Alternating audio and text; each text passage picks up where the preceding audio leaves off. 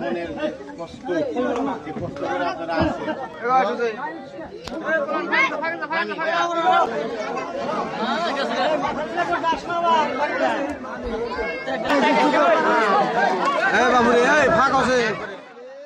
কি উজনি কি নামনি ৰাজ্যত অব্যাহত আছে বানৰ বিভীষিকা আৰু এই বানৰ মাজত ককবকাই থকা বানপীড়িতৰ ৰাইজৰ খবৰ ল'বলৈ আমি বৰ্তমান গৈ আছোঁ মহাবাহু ব্ৰহ্মপুত্ৰৰ মাজেৰে অসম প্ৰদেশ কংগ্ৰেছ কমিটিৰ সম্পাদক অমৃত বাদছাৰ লগত একেলগে একেখন নাওৰে এই ব্ৰহ্মপুত্ৰৰ মাজেৰে বানপীড়িত ৰাইজৰ খবৰ লোৱাৰ উদ্দেশ্যে আমি ৰাওনা হৈছোঁ বিভিন্ন চৰাঞ্চলৰ মাজত আমি পোনপ্ৰথমে ND24 দৰ্শকক আমি দেখুৱাবলৈ যত্ন কৰিম যে আমি যিখন নাওৰে যাত্ৰা কৰিছোঁ সেই নাওখন গৈ আছে বৰ্তমান মহাবাহু ব্ৰহ্মপুত্ৰৰ মাজেৰে চৌদিশে অকল পানীয়ে পানীত হাঁহ নচৰা অৱস্থা হৈছে সৰ্বসাধাৰণ ৰাইজৰ এনে এক দুৰ্গতিৰ মাজত অসম প্ৰদেশ কংগ্ৰেছ কমিটিৰ সাধাৰণ সম্পাদক অমৃত বাদছাৰ লগত আমি সহযাত্ৰী হিচাপে আগবাঢ়িছোঁ বিভিন্ন চৰাঞ্চলৰ মাজলৈ মই যদি মোৰ সতীৰ্থক দেখুৱাবলৈ মই যাম যে মোৰ সোঁফালে থকা চাওক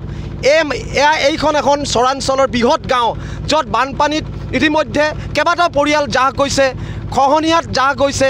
ঘৰ মাটি ভেটি সেই দৃশ্য আমি দেখুৱাবলৈ যত্ন কৰিছোঁ যে চাওক এইদৰে বিলাসীপাৰাৰ বিভিন্ন চৰাঞ্চলৰ এইদৰে গৰাখহনীয়াৰ পৰা আৰম্ভ কৰি বানপানীত যথেষ্ট ক্ষয় ক্ষতি হৈছে সৰ্বসাধাৰণ ৰাইজৰ ঘৰ ভেটি উচান গৈছে আৰু তাৰ সহযাত্ৰী হিচাপে এইসকল ৰাইজৰ খবৰ লোৱাৰ উদ্দেশ্যে আমি আমাৰ মাজত আছে অসম প্ৰদেশ কংগ্ৰেছ কমিটিৰ সাধাৰণ সম্পাদক অমৃত বাদছা ডাঙৰীয়া তেওঁৰ পৰা পোনে পোনে কিছু কথা জানিবলৈ আমি চেষ্টা কৰিম আচলতে এই নাৱৰ মাজেৰে তেওঁ আমাক লগত লৈ চৰাঞ্চলৰ বানপীড়িত ৰাইজৰ খবৰ লোৱাৰ উদ্দেশ্যে তেওঁ ৰাওনা হৈছে পোনপ্ৰথমে আপোনাক ND24 ফালৰ পৰা স্বাগতম জনাইছোঁ আপোনাৰ এই যাত্ৰা আপোনাৰ যাত্ৰা কি লক্ষ্য কি উদ্দেশ্যে আপুনি ৰাওনা হৈছে প্ৰথমে আপোনালোকক ধন্যবাদ জনাইছোঁ যে আজি আপোনালোকে দেখিছে যে ব্ৰহ্মপুত্ৰৰ কাষেদি যি গৰাখহনীয়াৰ তাণ্ডৱ আজি মানকাচৰৰ পৰা বৰপেটালৈকে আপোনালোকে ইতিমধ্যে দেখিছে আমাৰ নৱনিৰ্বাচিত সংসদ সন্মানীয় ৰকিবুল হুছেইন ডাঙৰীয়া শপত গ্ৰহণ কৰাৰ পিছৰে পৰা দিনে ৰাতি বিভিন্ন জাগাত কাৰণ ক'ৰ পৰা এটা মানুহ ক'ত যাব আজি আমি যোৱা 15টা বছৰত আমাৰ যেনেকুৱা উন্নয়ন স্থবিৰ হৈ পৰিছিল আমি এনেকুৱা এটা অনুভৱ হৈছে যে আমি 50 বছৰলৈকে পিছুৱাই গৈছোঁ ইতিমধ্যে আপোনালোকে দেখিছে যে আমাৰ যিসকল মানে কৃষক ভাইসকল আছে যেহেতু এইবিলাক অঞ্চল আমাৰ কৃষি প্ৰধান এলেকা প্ৰায় 80% মৰাপাট ইতিমধ্যে পানীৰ তলত যা গৈছে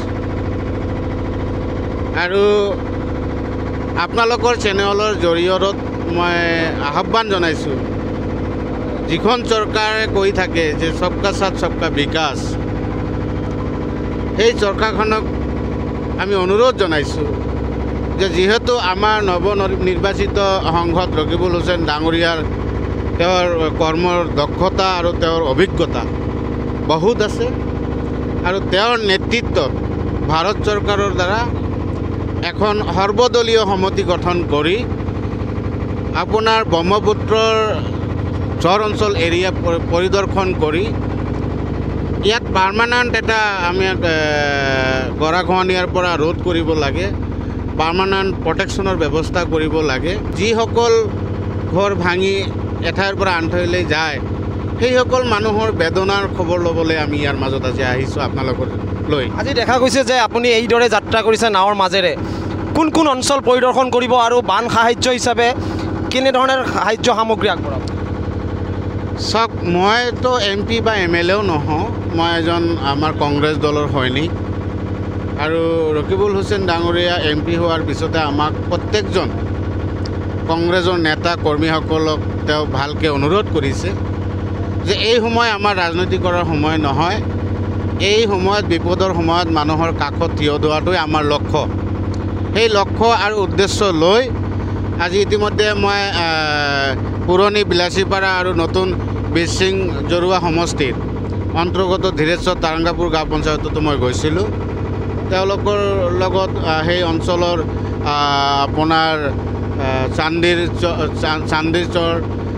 হালদিয়াপাৰা এই বিভিন্ন আদি অঞ্চলত গ'লোঁ, মানুহৰ লগত মত বিনিময় কৰিলোঁ। তেওঁলোকৰ এটাই দাবী যে আমাক একো নালাগে, আমাক এই ব্ৰহ্মপুত্ৰ গৰাখহনীয়াৰ পৰা আমাক ৰক্ষা কৰিব লাগে, আমাক পাৰ্মানেণ্ট প্ৰটেকশ্যন কৰাৰ ব্যৱস্থা কৰিব লাগে। তো মানুহৰ ওচৰত যেতিয়া যোৱা হয়, সৰু বাচ্চা ল'ৰা ছোৱালীবিলাকে দৌৰি ওচৰত আহে, তেনেকৈ খালী হাতত যোৱাটো বেয়া দেখা যায়। মোৰ সাধ্য অনুযায়ী মই যিখিনি মোৰ সমৰ্থ সেই অনুপাতে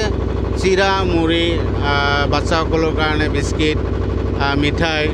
পানীৰ বটল এনেকৈ লৈ মানুহৰ জাষ্ট এটা মানুহৰ মনত এটা সান্তনা আৰু মানুহৰ দুখৰ সময়ত থিয় হোৱাটোৱেই ডাঙৰ কথা।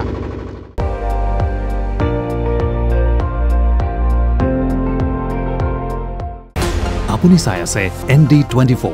সৰ্বশ্ৰেষ্ঠ নহয় সৰ্বোত্তমৰ দৌৰা।